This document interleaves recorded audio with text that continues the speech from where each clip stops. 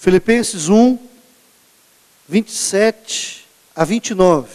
Vivei acima de tudo por modo digno do Evangelho de Cristo, para que, ou indo ver-vos, ou estando ausente, ouça no tocante a vós outros, que estáis firmes em um só espírito, como uma só alma, lutando juntos pela fé evangélica, e que em nada estáis intimidados pelos adversários, pois o que é para eles prova de evidente de perdição, é para vós outros de salvação, e isto da parte de Deus, porque vos foi concedida a graça de padecerdes por Cristo, e não somente de crerdes nele, pois tendes o mesmo combate que vistes em mim, e ainda agora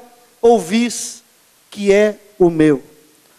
E esse texto, meus irmãos, nos ensina como combater o bom combate, como permanecermos firmes, inabaláveis na obra de Deus. O Deus que começa a boa obra, Ele termina, Ele faz completamente, tudo perfeito. E Paulo aqui nos traz um ensinamento extraordinário, como deve ser o combate cristão. Em primeiro lugar, o versículo 27, Paulo diz assim: vivei acima de tudo. Quer dizer, ele diz aqui uma grande prioridade, um grande fundamento, que deve fazer parte da nossa arma cristã no combate ao adversário. Vivei acima de tudo por modo digno do Evangelho de Cristo, para que, indo ver-vos, ou estando ausente, ouça no tocante a vós outros, que estáis firmes em um só espírito, como uma só alma, lutando juntos pela fé evangélica. A primeira coisa que Paulo ensina aqui, meus amados, é que devemos viver uma vida de modo digno do Evangelho de Cristo. Como é viver uma vida digna do Evangelho de Cristo? No contexto de um combate cristão contra o adversário, que vem para matar, para roubar, para destruir, nós lutamos contra Satanás e seus demônios, lutamos contra homens maus, lutamos contra o mundo, a carne, nós mesmos, nós lutamos contra o pecado. São adversários externos, internos, humanos, espirituais. O fato é, nós estamos numa guerra, irmãos, numa guerra espiritual. E o primeiro grande fundamento, Paulo fala, acima de tudo, ele diz assim: vivei. Essa forma de modo digno, em primeiro, é uma vida exemplar. É uma vida da mesma forma que Cristo viveu e ensinou. É a primeira bênção que Deus quer te conceder pelo Espírito Santo. Jesus viveu tudo aquilo que ensinou. E quero dizer mais, o exemplo é mais forte do que o ensino. Você deve ser para depois fazer. Jesus primeiro chamou os discípulos para estarem com Ele, depois para trabalhar para Ele. Primeiro Deus faz uma obra em você, depois através de você. E nós vimos aqui, meus amados, no combate contra os inimigos, é fundamental uma vida que realmente glorifica a Deus. Se você observar, a primeira área que o diabo ataca é você, é a sua vida, é a sua conduta, é a sua atitude. Se você não for exemplo de vida, se na sua vida tiver tropeço, escândalo, você perde a credibilidade, a autoridade, e você não está apto para o reino de Deus. Você não está apto para fazer a obra do Senhor. Você precisa ter o ministério da reconciliação para poder reconciliar alguém. Tem que ser transformado por Deus para levar o Evangelho que transforma. Você tem que ter uma vida cheia de Jesus para levar Cristo aos outros.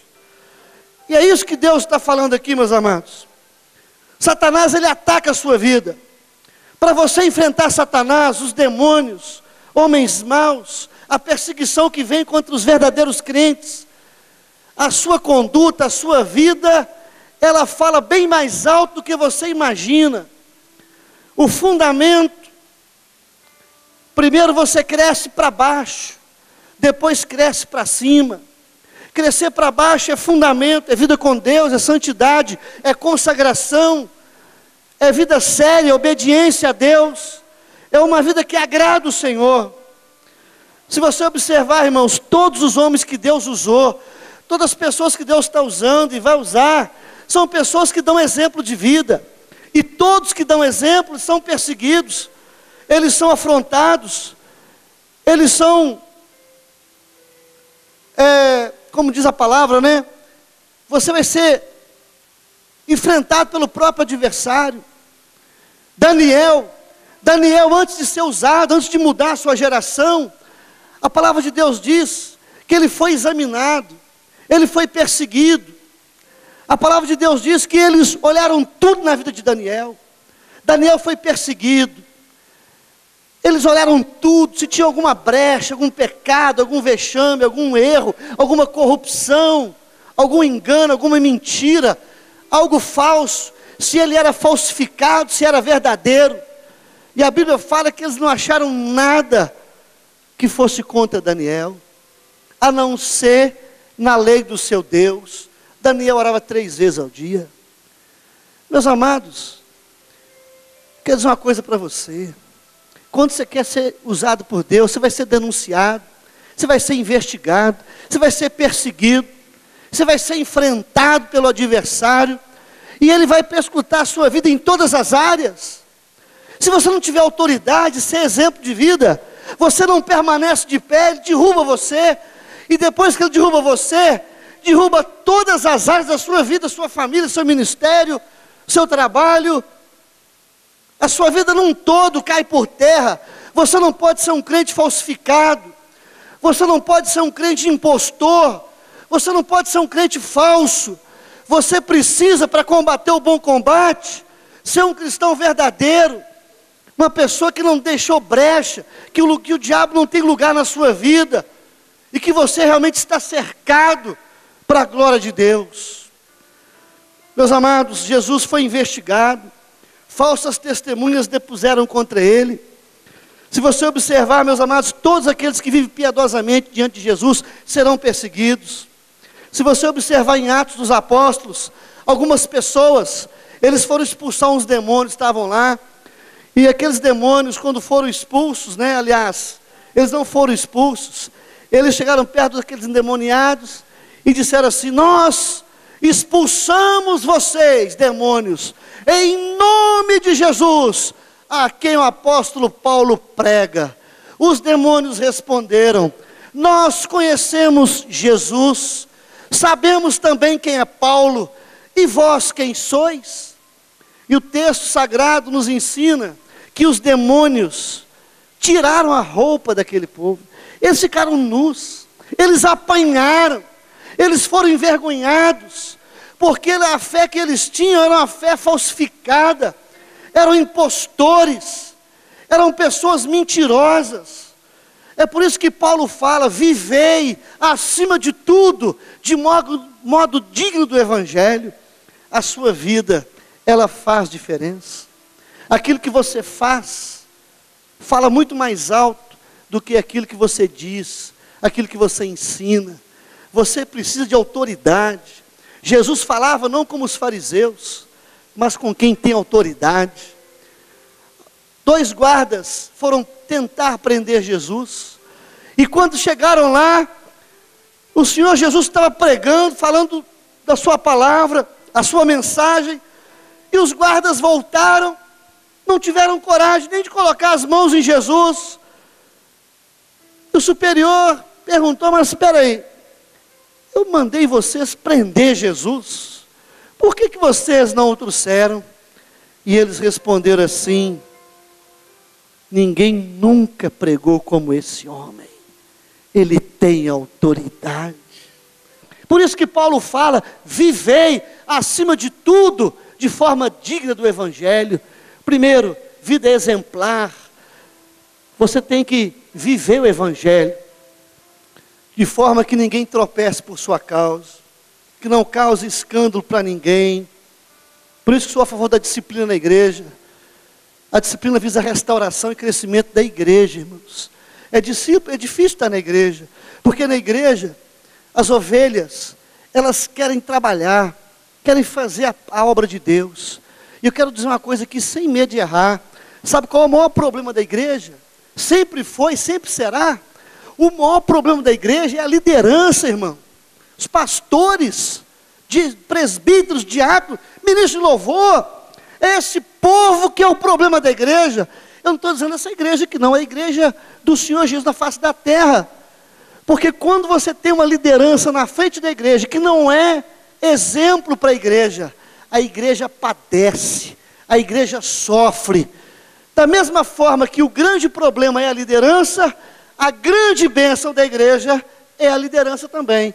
Porque se ela é forte, se ela testemunha de forma realmente verdadeira, não é uma liderança impostora, falsa, mentirosa, a igreja prevalece e ela cresce. Por isso que a função da liderança maior, do conselho, de toda a administração, é vigiar, é ficar aí olhando, porque quando um joio vai para a liderança, ele causa um estrago terrível no corpo de Cristo. Por isso que Paulo fala, viver acima de tudo, a sua prioridade é ser, para depois fazer. A sua prioridade é viver, para depois realizar alguma coisa. A sua prioridade é estar com Ele, para depois trabalhar para Ele. A sua prioridade é crescer para baixo, depois você cresce para cima e ninguém te derruba. Isso é ter vida exemplar, é ser verdadeiro, é ser obediente, submisso, é ser uma pessoa confiável, é uma pessoa que já está com a vida acertada para ensinar aquilo que você faz. Paulo diz assim: sede meus imitadores como eu sou de Jesus. Tudo que você viu, tudo que você ouviu, você pode praticar, e o Deus da paz será convosco.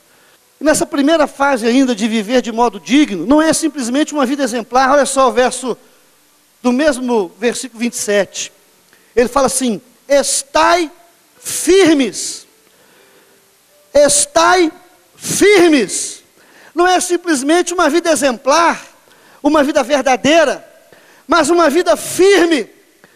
Agora, quando você observa aqui o vocábulo grego que Paulo dá essa palavra, é o sentido de um general dando uma ordem para o guerreiro, dizendo assim: não retroceda, não desista, enfrente o adversário, persevere, lute sempre, nunca desista, confie no grande general. Ele é teu escudo, ele realmente é aquele que te protege. Na verdade, quem faz a obra é Ele, você é o instrumento. Confie nele e não retroceda, encare a fera, em nome de Jesus. Nunca desista, nunca retroceda, nunca desanime, nunca dê um passo atrás, em frente. Nosso caminho é para frente, é para cima, não é para trás, nem para o lado. Não é na defensiva, é na ofensiva. Lute. Meus amados, a palavra de Deus nos ensina sobre os valentes de Davi. Davi, ele tinha alguns companheiros, alguns amigos, alguns escudeiros, que alguns deles, pelo menos um vale a pena mencionar. Um deles chamava-se Samar. Samar, ele tinha um campo de lentilhas, um campo lindo, produtivo, um lugar maravilhoso. A palavra de Deus diz que os filisteus, eles viram o campo de lentilhas, e eles se puseram contra aquele campo, e queriam destruir aquele campo, queriam acabar com Samar, com toda a sua agricultura, com todos os seus valores, com tudo que ele tinha na vida. A palavra de Deus diz que os demais, quando viram os filisteus, havia ali também outros campos de lentilhas, outras fazendas, outras agriculturas, outras terras. A maioria das pessoas fugiram. A Bíblia ensina que Samar se colocou no meio daquele campo e lutou contra um exército inteiro. E a Bíblia diz que o Senhor lhe deu livramento, o Senhor lhe deu vitória contra o adversário. Meus irmãos, eu não sei como é que Samar lutou. A Bíblia não diz como foi a sua estratégia, mas a Bíblia fala que ele venceu. O Senhor lhe deu a vitória contra um exército inteiro. Meus amados, a palavra do Senhor nos ensina que um de nós pelejará contra 1000. Você e Deus é a maioria absoluta. Samar não retrocedeu, não desistiu, enfrentou a fera. Ele partiu para cima, porque ele estava firme com Deus. Você nasceu para a glória de Deus. Você nasceu para sonhar os sonhos de Deus. Os sonhos de Deus é para sempre. Os dons que Deus deu, meus amados, eles são irrevogáveis. A salvação é irrevogável. O ministério é irrevogável. É para sempre. É irresistível também. Os sonhos de Deus são irrevogáveis. Devemos lutar por eles. Devemos nunca retroceder, nunca desanimar e confiar em Deus. Saber que Ele nos guarda, Ele é nosso escudo, Ele é o nosso socorro bem presente na angústia. Então eu quero dizer para os irmãos aqui, a palavra de Deus para nós hoje é o seguinte: viver de forma digna do Evangelho, uma vida exemplar, é uma vida firme. E terceiro, uma vida de unidade. Paulo fala o seguinte, no mesmo versículo, fala assim: em um só Espírito, uma só alma, juntos pela fé. 3 coisas aqui de unidade. Ele fala assim, que na igreja, que na sua vida, seja apenas um Espírito, um só Espírito. Paulo está dizendo aqui, amados, que para lutar contra o adversário, para lutar contra Satanás, a igreja precisa de harmonia e paz, unidade. Lutar contra um só adversário, remar na mesma direção, ter o mesmo foco, o mesmo alvo, o mesmo objetivo, um só adversário. Nós não lutamos contra carne nem sangue, mas a nossa luta é contra principados e potestades no mundo tenebroso. O nosso inimigo é Satanás, seus demônios. A igreja, nós lutamos em um só Espírito. Devemos ter paz e harmonia, devemos ter unidade. E não apenas isso, uma só alma. Não deve haver rivalidade, inveja, não deve haver partidarismo, mas comunhão. Somos cooperadores, não somos rivais. No corpo de Cristo há lugar para todos nós, e você é importante. É o corpo de Cristo que luta, e você faz parte desse corpo, de forma harmoniosa, em paz, sem rivalidade, sem disputa. Não é aquele negócio, sou de Paulo, sou de Cristo, sou de Apolo, eu sou de Cefas, eu sou não sei de mais de quem. Irmãos, a igreja é uma só fé, é um só batismo, é um só Senhor, é uma só igreja, um só adversário. Então Paulo, que para vencer o combate cristão, não é apenas uma vida exemplar, uma vida firme, mas uma vida de unidade. Você é importante, seu irmão também é fundamental, e você sozinho não vai para lugar nenhum. É bom reconhecer o seu dom, mas valorizar o do outro, que te completa, né? Que te faz andar mais longe, em nome de Jesus. Olha o que a palavra diz no verso 28. Em nada estais intimidados pelos adversários. Irmãos, Paulo está falando sobre combate, sobre guerra. A primeira arma que você tem é a sua conduta, é a sua vida. A sua vida te protege. Quem você é, te protege. Irmãos, o diabo sabe quem você é. Não é só Deus que sabe quem você é, não. O diabo também sabe. Ele sabe que tipo de vida você tem aí escondido atrás dos panos. Quem você é na realidade sozinho. E quer dizer mais, se a sua conduta não te proteger, nada mais te protege. Foi a conduta de Daniel que guardou a vida dele. Na verdade, Deus que guarda, é o Espírito Santo que faz a obra. Ele que nos regenera. E devemos ser crentes arrependidos, regenerados, transformados, libertos pelo sangue de Jesus. Senão o diabo destrói a sua vida. Ele acaba com você. Então, amados, é uma vida digna. E agora Paulo fala, é uma vida de coragem. Nós temos que ter coragem. Coragem é confiança no general. Na verdade, é ele que está na frente. Ele que está nos guardando, Ele que está dentro de nós, em cima de nós, nos sustentando em toda hora. E Paulo fala, ó, em nada estáis intimidados. Tenha ousadia, determinação, coragem, porque o nosso Deus é o general de guerra, nunca perdeu uma batalha.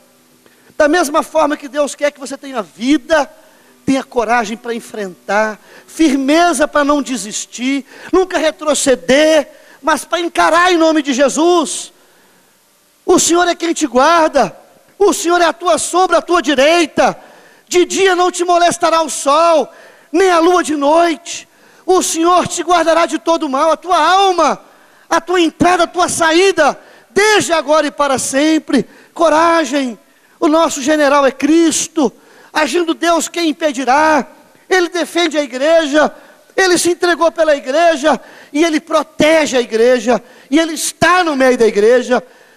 E se Ele é por você, amados, tem que ter coragem. Se você observar Davi contra Golias, você observa que não foi Golias que foi para cima de Davi, Davi correu para cima de Golias. Davi tinha coragem, determinação, ele sabia de quem era a guerra. Davi olhou para o gigante e disse assim: do Senhor é a guerra. Você vem a mim com espadas, varapaus, eu vou a ti em nome do Senhor, a quem você está enfrentando, a quem você está realmente enfrentando. O Senhor hoje me entregará nas minhas mãos. Em todo Israel saberás que há um Deus em Israel. O Senhor vai me entregar. O Senhor vai te entregar nas minhas mãos, Golias. O Senhor já te entregou. Todos saberão que há um Deus verdadeiro. Sabia que o nosso Deus é o Senhor dos exércitos. Nunca perdeu uma batalha. Tenha coragem, faça a diferença em nome de Jesus. Ezequias recebeu carta de Senaqueribe para intimidação. Paulo foi intimidado, foi perseguido, foi afrontado. Moisés também, afrontado por Faraó. Tentaram intimidar, o diabo vai tentar intimidar para você desistir. Mas o Senhor diz assim: diga ao povo que marche. Amém? A palavra de Deus para você é o seguinte: o Senhor está dizendo para você marchar, meu irmão. O nosso combate cristão, meus amados, deve ser até as últimas consequências. Olha só o que diz o verso 29. Porque vos foi concedida a graça de padecerdes por Jesus, e não apenas de crer nele. Paulo fala aqui de uma graça que poucos desejam, uma graça de ser mártir, uma graça de desgastar, de sofrer, de padecer, de morrer, de sofrer consequências por causa do nome de Jesus.